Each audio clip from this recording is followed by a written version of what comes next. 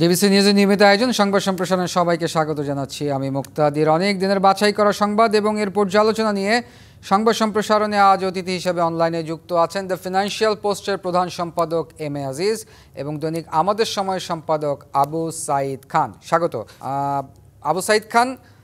আজকে আমরা জানি যে নির্বাচনের একটি রোড ম্যাপ ঘোষণা করেছে ইসির পক্ষ থেকে এবং বলা হয়েছে প্রতি পদক্ষেপে চ্যালেঞ্জ থাকলেও মোকাবিলায় প্রস্তুত।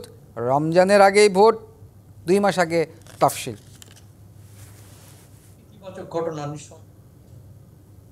জি আবু সাঈদ খান।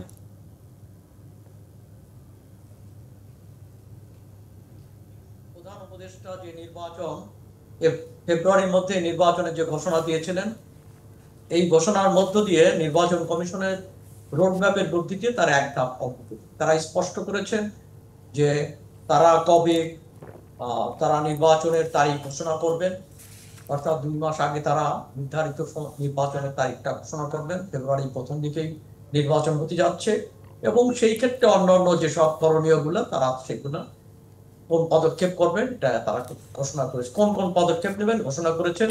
এবং তারা সেই সঙ্গে বলেছেন যে তারা স্টেক হোল্ডার মানে মূল স্টেক হোল্ডার যারা অর্থাৎ নির্বাচনী দলগুলোর সঙ্গে তারা 1.5 মাস ধরে আলোচনা করবেন। আমার কাছে মনে হয় এটা খুবই গুরুত্বপূর্ণ, কেননা নির্বাচনে তো এখানে রাজনৈতিক নেতৃত্ব তারাই তো নির্বাচনে অংশগ্রহণ করবে, অতএব তাদের সঙ্গে আলাপ আলোচনার ভিত্তিতে পরবর্তী পদক্ষেপ গ্রহণ করা উচিত। অর্থাৎ দেশে আমার মনে হয় একটু স্বস্তির হাওয়া বইছে, কারণ একটা রাজনৈতিক সংস্থা এটা খুবই জরুরি সময়ের দাবি বলে আমি মনে করি। এখানে সব মহলই একটা সরকার চাইছে, বিদেশিরাও বাংলাদেশের সঙ্গে আলাপ আলোচনার ক্ষেত্রে একটা রাজনৈতিক সরকারের সঙ্গেই তারা আলাপ করতে চাইছে, কেন অন্তর্বর্তী সরকারের সঙ্গে দীর্ঘমেয়াদী চুক্তি বা সম্পর্কের ব্যাপারে অনেকেরই দ্বিধাগ্রস্ত রয়েছে। দেশের ব্যবসায়ীরাও তারা ইনভেস্টমেন্ট করার ক্ষেত্রেও চিন্তা ভাবনা করছে, তো সেই ক্ষেত্রে বাইরের বিনিয়োগও আসছে না। সবকিছু মিলে রাজনৈতিক সরকার অর্থাৎ নির্বাচিত সরকার সমাধান এবং জনপ্রতিনিধিরা দেশ চালাবে, এটা জনগণের আকাঙ্ক্ষা। ও জুলাই অভ্যুত্থানের মধ্য দিয়ে সেই আকাঙ্ক্ষা এবং সেই স্বপ্নই মানুষ দেখেছিল। শেখ হাসিনার পতনের পরে সবাই ধারণা করেছিল এবং প্রত্যাশা করেছিল যে নির্বাচন হবে এবং নির্বাচিত সরকারের দেশ পরিচালনা করবে, এবং সেই দিন যখন ঘনিয়ে এসছে নিঃসন্দেহে এটা একটা শুভ সংবাদ। আমরা অপেক্ষা করব যে এই ক্ষেত্রে অন্যান্য পদক্ষেপগুলো যথাযথভাবে গ্রহণ করা হবে বলে আমরা আশা করি। আবু সাঈদ খান, আপনি বলছিলেন শুভ সংবাদ, এবং আমি আরেকটি কথা আপনাকে জানিয়ে রাখছি। আজকে ইসি শরীফ যে বলেছেন বাদ যাচ্ছে না কারাবন্দীদের ভোটাধিকার। ভোটাধিকার তো সব নাগরিক অধিকার, এবং কে দেশে আছে, কে বিদেশে আছে, কে কোথায় আছে, কে জেলে আছে, তো তার তো নাগরিক অধিকার ক্ষুণ্ণ হয় না। অতএব সমস্ত মানুষের নাগরিক অধিকার নিশ্চিত করাটাই হচ্ছে অধিকতর গণতন্ত্র। তা আমি মনে করি যে সেই গণতান্ত্রিক সুযোগ অবারিত থাকা উচিত।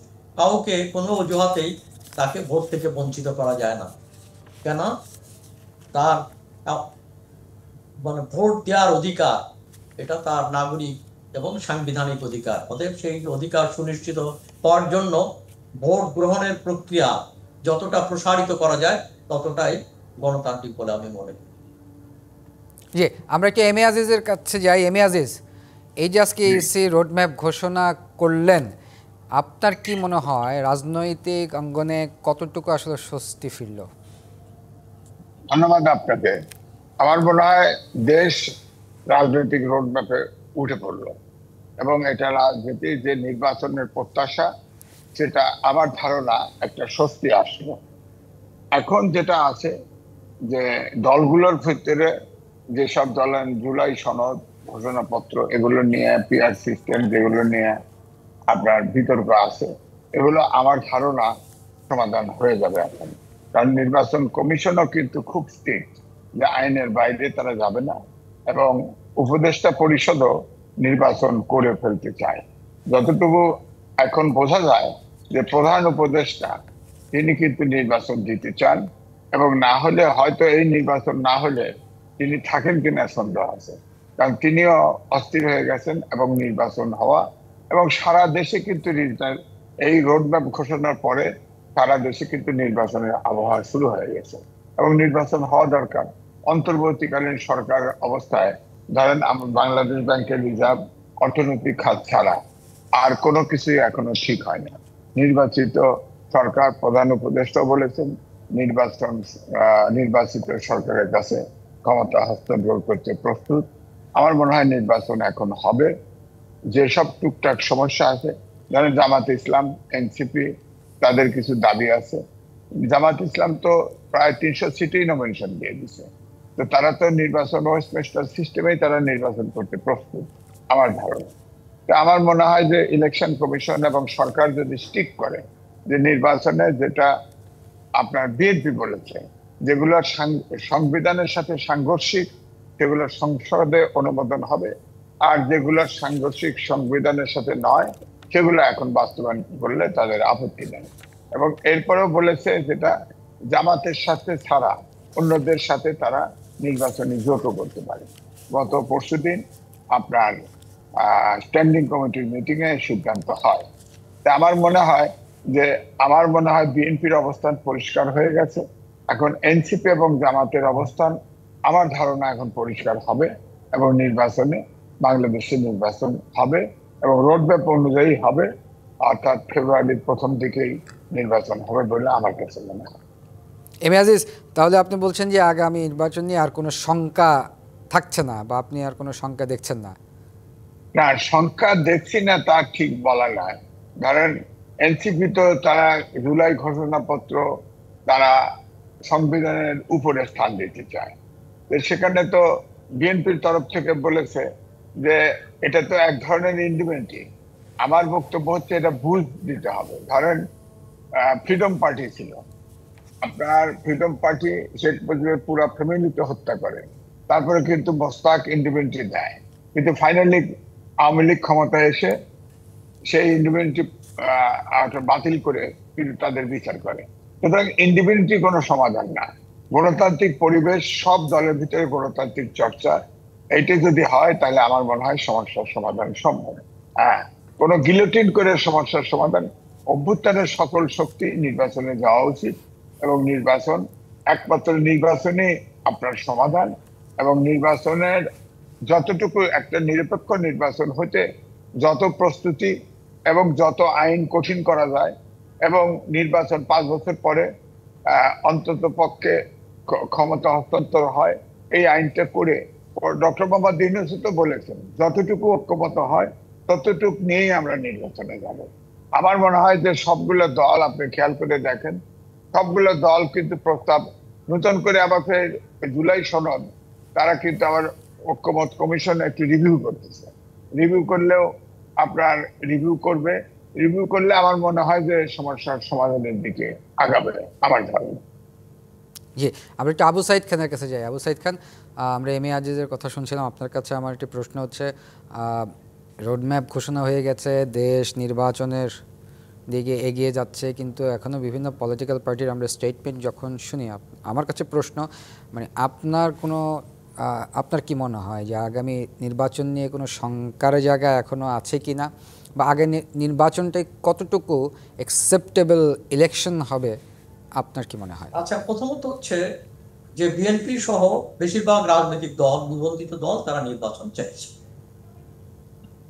কিন্তু দুটো দল যদি আমি স্পেসিফাই করি, যে জামাত এবং এনসিপি, তারা বলছে নির্বাচনের আগে বিচার এবং সংস্কার করতে হবে। কিন্তু এর মানে এই নয় যে তারা নির্বাচন চাইছে। তারা যে নির্বাচন চাইতে, তার প্রমাণ যেটা আজ ভাইও বলেছেন, যে তারা অলরেডি, যেমন জামাত 300 সিটে মনোনয়ন দিয়েছে। অনেক জায়গায় জামাতের নেতারা পোস্টার ছাপিয়ে তারা জামাতের মনোনীত প্রার্থী ঘোষণা করছে, দেশবাসীকে শুভেচ্ছা জানাচ্ছে। এনসিপিও তার বিভিন্ন জায়গায় এনসিপির হয়ে তারা কার্যক্রম পরিচালনা করছে। অতএব তারা নির্বাচনের দিকে যাচ্ছে, এবং নিবন্ধন, প্রতীক চাওয়া, এসব ব্যাপারেও তারা আলাপ আলোচনার মধ্যে রয়েছে। অতএব নির্বাচন থেকে আলটিমেটলি কেউ দূরে যাবে বলে আমার মনে হয় না। তবে হ্যাঁ, একটা চাপের আন্দোলন হতে পারে, সেই চাপ তো সৃষ্টি করে তাদের দাবি দেওয়া কে কতটা এগিয়ে নিয়ে যেতে পারে, সেই চাপটা সৃষ্টি করতে পারে। জুলাই সনদ নিয়ে তো একটা মত পার্থক্য রয়েছে, তো জুলাই সনদের যতটুকু ঐক্যমত হয়েছে তার ভিত্তিতে অগ্রসর হওয়া উচিত। দুটি বিষয় নিয়ে আলোচনা এসছে। একটা হলো যেটা সংবিধানে যাই থাকুক, জুলাই সনদই কার্যকর হবে, বাস্তবায়ন হবে। অর্থাৎ জুলাই সনদকে সংবিধান অনুসরণ করবে এমন ধরনের বক্তব্য দেওয়া হচ্ছে, যেটা মোটেই সমর্থনযোগ্য নয়। সংবিধান হচ্ছে সুপ্রিম ল, সব আইনের ঊর্ধ্বে আইন। অতএব সংবিধানের ঊর্ধ্বে কোনো কিছুই বাস্তবায়ন করা যায় না, এক। দ্বিতীয়ত হচ্ছে আদালতে যাওয়া আমার গণতান্ত্রিক অধিকার, এবং এই অধিকার কেউ ক্ষুণ্ণ করতে পারে না। অর্থাৎ যে আমাদের আদালতই হচ্ছে, অর্থাৎ সুপ্রিম কোর্টই হচ্ছে আমাদের সংবিধানের ইন্টারপ্রেটার। তারাই ব্যাখ্যা দেবে। সংবিধান নিয়ে যদি কোনো বিতর্ক দেখা দেয়, তবে সুপ্রিম কোর্ট সেই ক্ষেত্রে তাদের সিদ্ধান্তই এবং তাদের ইন্টারপ্রিটেশনটাই সেখানে কার্যকর হবে।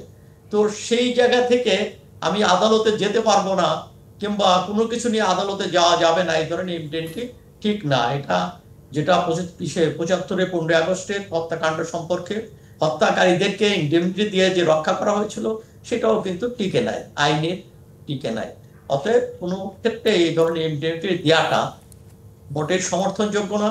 সেই ক্ষেত্রে এই দুটো বিষয়কে সামনে রেখে যারা জুলাই সনদের ক্ষেত্রে এই দুটো বিষয়কে সামনে রেখে যারা আলোচনা করছেন, আমার মনে হয় এখান থেকে সরে আসা উচিত। আর একটা ব্যাপার হচ্ছে, জুলাই সনদে কে কে কোন কোন বিষয় দ্বিমত করছে, এগুলো কোনো চার্টারের অংশ হতে পারে না। চার্টারের অংশ হওয়া উচিত, সনদের অংশ হওয়া উচিত কোন কোন ব্যাপারে একমত হচ্ছে। অর্থাৎ দ্বিমত হয়েছে এটা নিয়ে হলে কি, তাহলে দ্বিমত বাড়বে।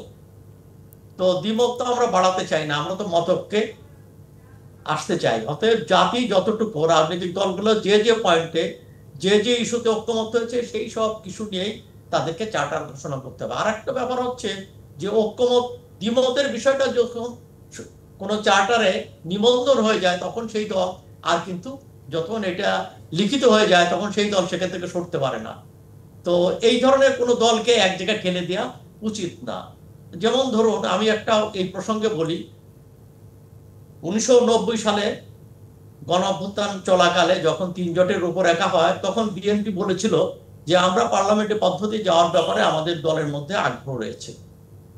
কিন্তু যেহেতু দলীয় কাউন্সিলে এটা সিদ্ধান্ত নেই, সেই হেতু আপনারা যদি এটা দেন, তো তখন মনে হবে আমাদের রাজনৈতিক পরাজয়, আমাদের মধ্যে একটা প্রতিক্রিয়া হতে পারে। অতএব সেই জায়গা থেকে বড় জোর আপনারা লিখতে পারেন সার্বভৌম সংসদ, এবং সেদিন 3 জোটের রূপরেখায় সার্বভৌম সংসদ লেখা হয়, এবং পরবর্তীতে বিএনপি সংসদে গিয়ে কিন্তু সংসদীয় পদ্ধতির ব্যাপারে তারা ঐক্যমত হয়েছিল। তো এই জন্য কিন্তু সেদিন যদি বিএনপির কর্মসূচির বাইরে এখানে পার্লামেন্টারি পদ্ধতির বিষয়টাকে চাপিয়ে দেওয়া হতো, তাহলে সেখানে কিন্তু সমস্যা তৈরি হতো। অতএব আমাদেরকে বোঝা উচিত যে যতটুকু ঐক্যমত রয়েছে, সেই ঐক্যমতের ভিত্তিতে আরো ঐক্যমত হওয়ার জন্য, আরো বিষয় মতৈক্য প্রতিষ্ঠার জন্য কাজ করতে হবে। অতএব মতানৈক্যগুলোকে সামনে আনার কোনো যুক্তি নেই, এবং এই মতানৈক্য সামনে আনলে বরং দেখা যাবে মত পার্থক্য এবং দূরত্ব আরো তৈরি হবে, এবং এটা কোনো বিজ্ঞচিত কাজ হবে বলে আমি মনে করি। জি, ধন্যবাদ আবু সাইদ খান। আমাদের একটি বিরতির সময় হয়েছে। প্রিয় দর্শক, সংবাদ সম্প্রসারণে একটি বিরতির সময় হয়েছে, সঙ্গেই থাকুন। বিরতির পর আবারও স্বাগত সংবাদ সম্প্রসারণে। আমাদের সাথে অনলাইনে যুক্ত আছেন দ্য ফিনান্সিয়াল পোস্টের প্রধান সম্পাদক এম এ আজিজ এবং দৈনিক আমাদের সময়ের সম্পাদক আবু সাইদ খান। আবারও স্বাগত আপনাদের সংবাদ সম্প্রসারণে। আলোচনায় ফিরছি।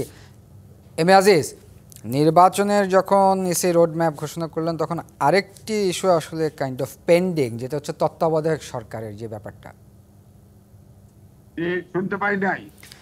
বললাম যে নির্বাচনে যখন আমরা আগে যাচ্ছি, এসি আজকে একটি রোড ম্যাপ ঘোষণা করলেন, কিন্তু সেই সাথে তত্ত্বাবধায়ক সরকারের যে ইস্যুটি আছে সেটা পেন্ডিং। কালকে জানেন যখন রিভিউ পিটিশনে চিফ জাস্টিস দেবেন, উনি নিজে প্রশ্ন করে বলছেন যে তত্ত্বাবধায়ক সরকার যদি হয় তাহলে এটা কার্যকর হবে কবে?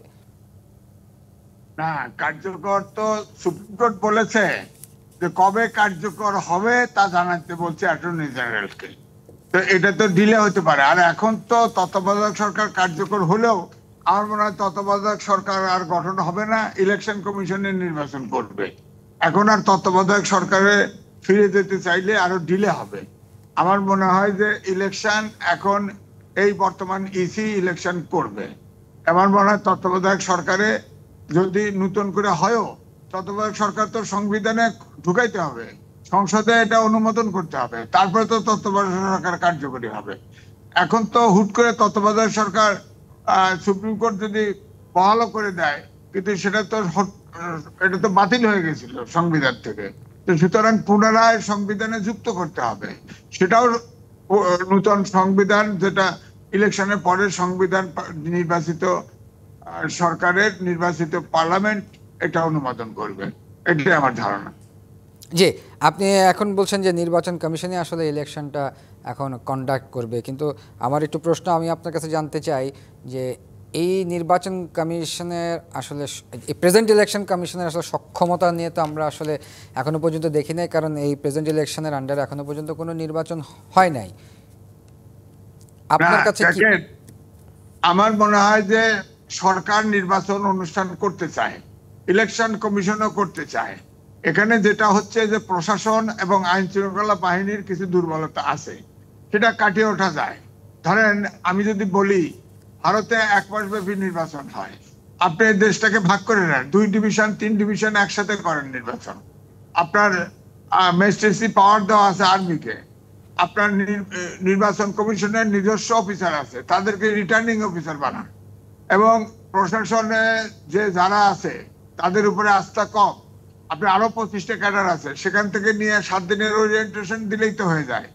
আমার মনে হয় না যে নির্বাচন অনুষ্ঠান খুব একটা কঠিন হবে।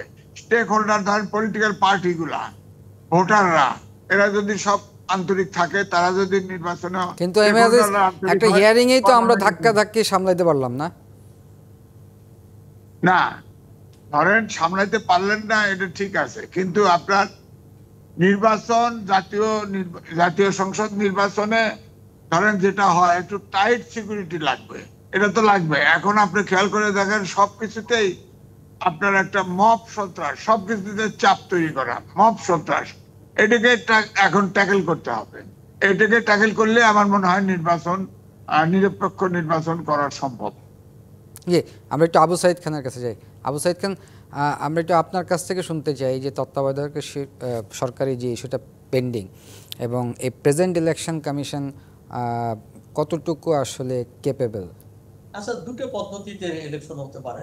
একটা হতে পারে যে বর্তমান অন্তর্বর্তী সরকার তার নিরপেক্ষতা প্রমাণ করতে হবে, কেননা এই অন্তর্বর্তী সরকার এর নিরপেক্ষতা নিয়ে প্রশ্ন রয়েছে, যে এখানে রাজনৈতিক দলের প্রতিনিধিরা আছে কিংবা কিছু বিতর্কিত লোক আছে, এই ধরনের প্রশ্ন যখন সামনে এসেছে, অতএব তাকে নিরপেক্ষতা প্রমাণ করা দরকার, এবং সেটার মাধ্যমে নির্বাচনটা অন্তর্বর্তীকালীন সরকার করতে পারে। আরেকটা অন্তর্বর্তীকালীন সরকারটা অর্থাৎ একটা নিরপেক্ষ সরকারের রূপ নিতে পারে, অথবা আদালতে এই অনুসারে নতুন করে মানে তত্ত্বাবধায়ক সরকারও গঠিত হতে পারে।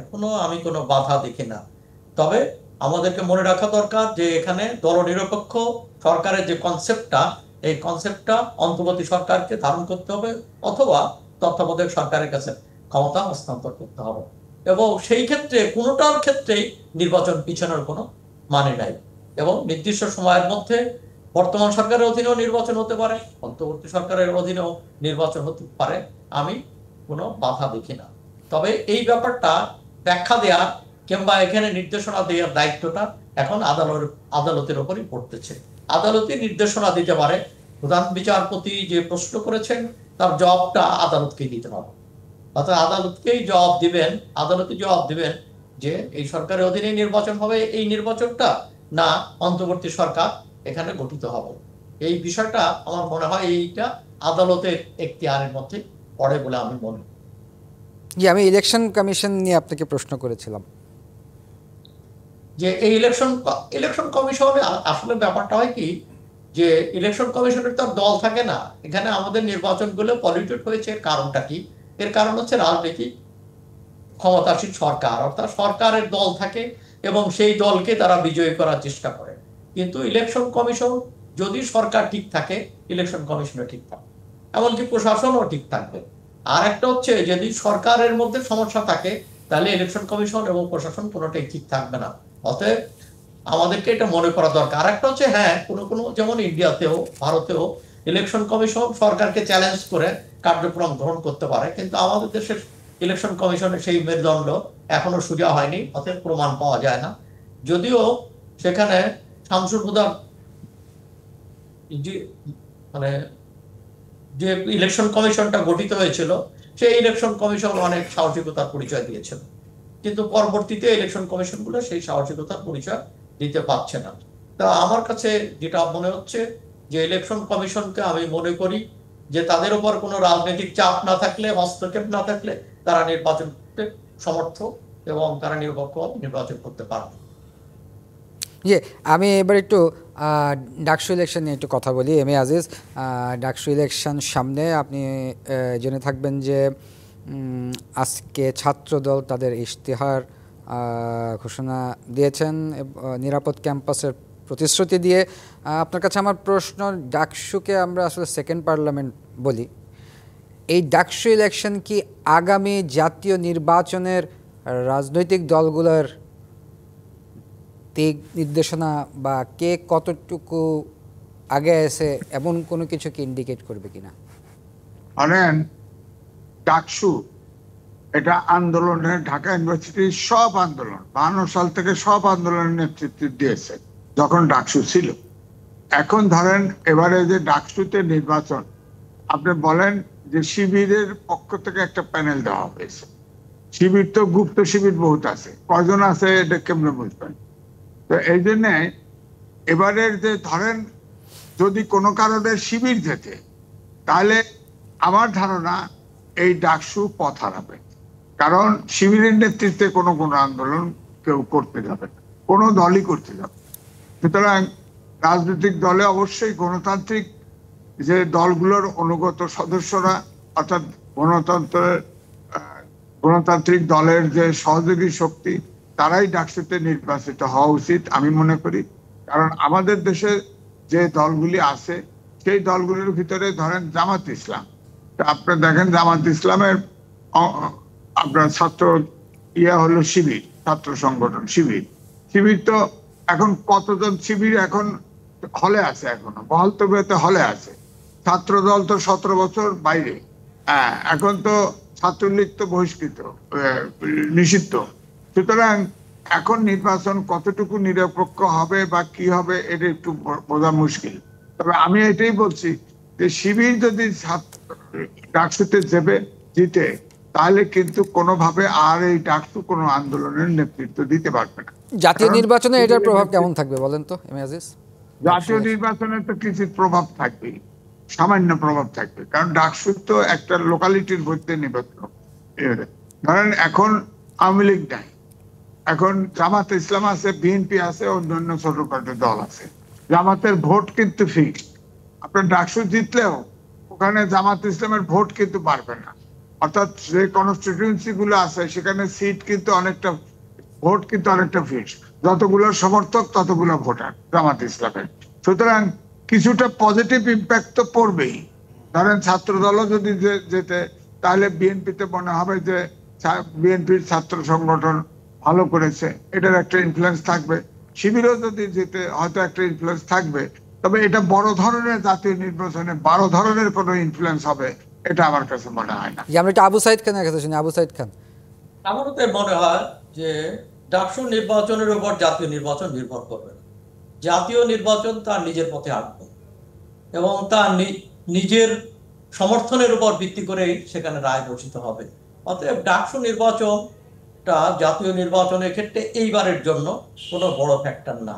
তবে হ্যাঁ, যে ডাকসু যারা যে ছাত্র সমাজ যারা লড়াইতে ছিল, জুলাইয়ের অভ্যুত্থানে ছিল, তারা জাতিকে পথ দেখাতে পারে যে একটা ভালো নির্বাচন উপহার দেওয়ার মধ্য দিয়ে, যে তারা একটা ভালো নির্বাচন উপহার দিয়েছে এবং রাজনৈতিক নেতৃত্ব তাদের সেই পথে হাঁটতে পারে।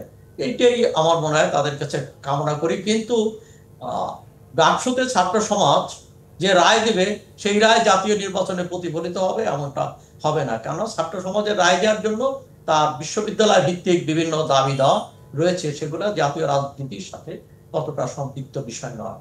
এবং অতএব সেই জায়গায় বিশ্ববিদ্যালয়ের আজকের বাস্তবতায় যে রায় দিবে সেই বাস্তবতা জাতীয় রায় নয়, জাতীয় রায়ের অংশও না, এটা আমাদেরকে বুঝতে হবে। তবে তারপরও তো নির্বাচনে যদি কোনো দল তার সমর্থক গোষ্ঠী জয়ী হয়, তো সেই দলের মধ্যে তো এক ধরনের ইতিবাচক কিছুটা প্রভাব পড়ে, তবে সেইটা নিয়ামক শক্তি হবে বলে আমি মনে করি। জি, আবু সাইদ খান, ধন্যবাদ। আমাদের একটি বিরতির সময় আছে, প্রিয় দর্শক, সংবাদ সম্প্রসারণে আরও একটি বিরতির সময় হয়েছে। সঙ্গে বিরতির পরে আবারও স্বাগত। সংবাদ সম্প্রসারণে আমাদের সাথে অনলাইনে যুক্ত আছেন দ্য ফিনান্সিয়াল পোস্টের প্রধান সম্পাদক এম এ আজিজ এবং দৈনিক আমাদের সময় সম্পাদক আবু সাইদ খান। ফিরছি আলোচনায়। এম এ আজিজ, স্বাস্থ্য উপদেষ্টা হতে গিয়ে 200 কোটি টাকা দেওয়ার অভিযোগ ক্যান্সার হাসপাতালের এক পরিচালকের সমন্বয়ককে। আজকে দুদক অভিযান চালিয়েছে। আবার পরিচালকের নাম গোলাম মোস্তফা। তিনি বলেন যে নগদ কিছু টাকা এবং কিছু চেক একটি গ্রুপকে দিয়েছেন, তা সত্য। আমি তো আপনাদের টেলিভিশনেও দেখেছি, এবং ক্যান্সার হসপিটালের পরিচালক তিনি বলেছেন যে তাকে মব সৃষ্টি করার হুমকি দেওয়া হয়েছে। তার বাড়ি গোপালগঞ্জে, এই কারণে তাকে ভয় দেখিয়েছে। তখন অনেকগুলো চেক রেখে দিয়েছে, তারপরে অঙ্ক তারা বসে নিয়েছে, এবং তারা ছাত্র, বৈষম্য বিরোধী ছাত্র, এই অভিযোগ তিনি করেছেন। সুতরাং এটা তদন্ত হচ্ছে, তদন্ত হলে বোঝা যাবে। আশ্চর্য ব্যাপার, ধরেন 200 কোটি টাকা, 200 কোটি টাকা লিখে নিচ্ছে। চিন্তা করেন, একটা ক্যান্সার হসপিটালের মহাপরিচালক তার 200 কোটি টাকা পাবে কোথায়? 200 কোটি টাকার চেক লিখে দেয় কেমনে? সুতরাং এটাও দেখতে হবে। সুতরাং এই জন্য আমি বলছি যে প্রত্যেকটা জায়গায় এখনো কিন্তু মানুষ সব সেক্টরে কিন্তু টমাটাইজ। কে কি বলবে, তখন কোন মব সন্ত্রাস আসবে, এটাকে যদি ট্যাকেল না করা যায়, সামনে যে জাতীয় নির্বাচন, সেখানেও কিন্তু এই মব সন্ত্রাস হতে পারে। সুতরাং এখন থেকে সরকারকে নিরপেক্ষ নির্বাচন করতে হলেও এই মব সন্ত্রাস কিন্তু ট্যাকেল করতে হবে। ছাত্রদের 5ই আগস্টের আগের থেকে আন্দোলন করেছে, এবং তারপরে মনোজগতে কিন্তু একটা বিরাট পরিবর্তন ঘটে গেছে। সব জায়গায় চাপ দেওয়া, মব তৈরি করা, এগুলো আছে। আপনারা দেখেন উপদেষ্টারাও এটার সাথে ইনভলভ, ছাত্র উপদেষ্টারাও এটার সাথে ইনভলভ। সুতরাং দেশটা কিন্তু যতই বলেন, আমি বরাবরই বলি যে ধরেন ক্লাস 8 থেকে মাস্টার্স পর্যন্ত ছাত্ররা এই আন্দোলনে ইনভলভ ছিল, প্রায় 6টা-7টা ব্যাচ। এখন বিজ্ঞানের যুগে আপনারা দেখেন অনেকগুলো সংস্কার কমিশন করছে সরকার, কিন্তু শিক্ষা সংস্কার কমিশন নেই। আমাদের প্রবাসে 1.5 কোটি লোক থাকে। আপনার বিজ্ঞানের, আপনার প্রযুক্তির পিছনের লোক দরকার। প্রযুক্তি মানুষকে রিপ্লেস করতেছে। আগামী 10 বছর পরে তো আপনার এই প্রযুক্তি কিন্তু আমাদের দেশে প্রবাসী কেউ নিবে না। সুতরাং এই জন্য বলছি যে ছাত্ররা যে ডিরেল, আমি বলবো ডিরেল, যে সব কিছুতে চাঁদা নেওয়া, মব সন্ত্রাস করা, এটা ট্যাকেল করা উচিত। জাতিকে সঠিকভাবে রাখতে দরকার। সামনে নির্বাচন এই মব সন্ত্রাস তৈরি করতে পারে। সুতরাং মব সন্ত্রাস এখন আমার মনে হয় দেশে একটা স্থিতিশীল অবস্থা আসছে, নির্বাচনের রোড ম্যাপে চলে গেছে দেশ। আমার মনে হয় মব সন্ত্রাস কঠোরভাবে আপনার নিয়ন্ত্রণ করা উচিত। জি, এম এ আজিজ। আবু সাইদ খান, যেটা এম এ আজিজ বলছিলেন, আপনার কাছে একই প্রশ্ন। এই যে 200 কোটি টাকার চেক লিখে দিলেন, অভিযোগ ছিল স্বাস্থ্য উপদেষ্টা হতে চান তিনি, বাট আজকে উনি প্রেস ব্রিফিংয়ে বললেন যে না, একটা মব তৈরি করা হয়েছিল, ওনাকে জোরপূর্বক চেক নিয়ে গিয়ে লিখে নেওয়া হয়েছে।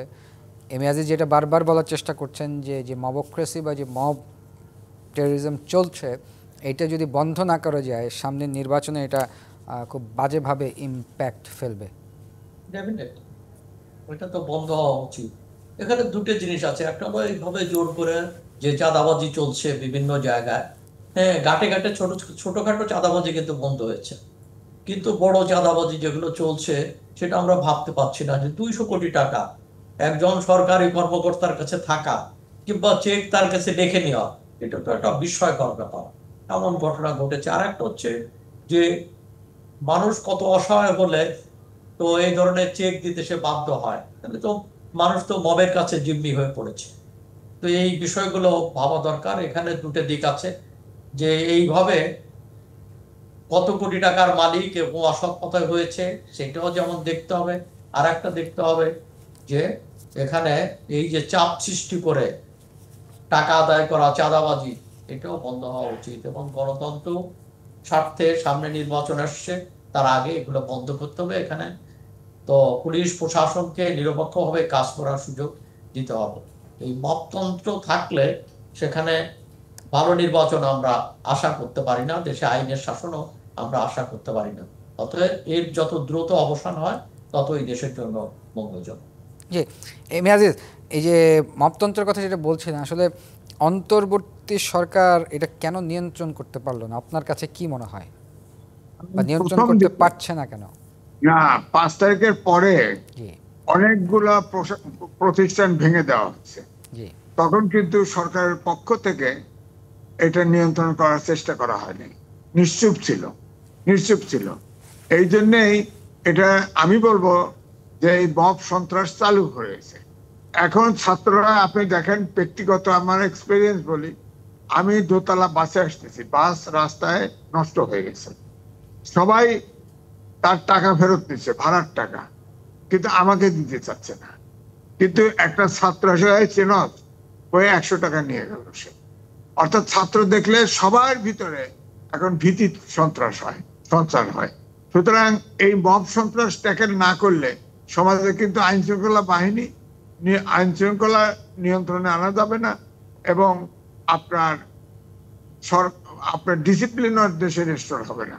সুতরাং আমার মনে হয় সরকারকে কঠোর হওয়া উচিত, এবং এই সরকারের যেটা নিরপেক্ষতা, এনসিপির সাথে সরকারের প্রধান উপদেষ্টার বা অন্যান্য উপদেষ্টার কারো কারো সম্পর্ক আপনার আছে, এটা ভাবা হয়। এটার থেকেও কিন্তু আপনার সামনের নির্বাচন নিরপেক্ষ করতে হলে এখান থেকেও সরকারকে নিরপেক্ষ হিসাবে নিরপেক্ষতা প্রমাণ দিতে হবে। তাহলে কিন্তু মব সন্ত্রাস যদি চালু থাকে, আপনি ধরেন ইলেকশনের সময় মব সন্ত্রাস যাবে, পুলিশ তাকে কিছু বলবে না, ট্যাগ লাগাই দিবে। ওই যে যেমন আপনি বললেন না যে ক্যান্সার হসপিটালে তার বাড়ি গোপালগঞ্জ, গোপালগঞ্জ হওয়াতে সে ভীত হয়ে গেছে, তার পিছনে দাঁড়াইছে, তারা আপনার বাড়ি গোপালগঞ্জ চেক লিখে দেন, সে ডরের চেক লিখে দিচ্ছে। তো এটা তো হয় না। ট্যাগ লাগায় গোপালগঞ্জ বাড়ি হলে তিনি নিরপেক্ষ হতে পারবেন না, এটা তো কোনো কথা না। এই জন্যে ধরেন এইটারও কিন্তু যারা এটা করেছে, এবং তিনি যেহেতু ক্যান্সারের আপনার তিনি যে চেয়ারম্যান, তিনি তো আপনার স্টেটমেন্ট দিয়েছে, একদম ওপেন স্টেটমেন্ট দিয়েছে। সুতরাং কারা তার কাছে এই চেক লিখে নিছে তাদেরকে গ্রেপ্তার করা উচিত এবং দৃষ্টান্ত স্থাপন করা উচিত। মব সন্ত্রাস করলে তাদের বিচার হয়, এটা না হলে কিন্তু ট্যাকেল হবে না। জি ধন্যবাদ এম এ আজিজ, আমাদের শেষ করতে হচ্ছে। ধন্যবাদ আবু সাইদ খান। প্রিয় দর্শক, এই ছিল সংবাদ সম্প্রসারণে, ডিবিসির সঙ্গেই থাকুন।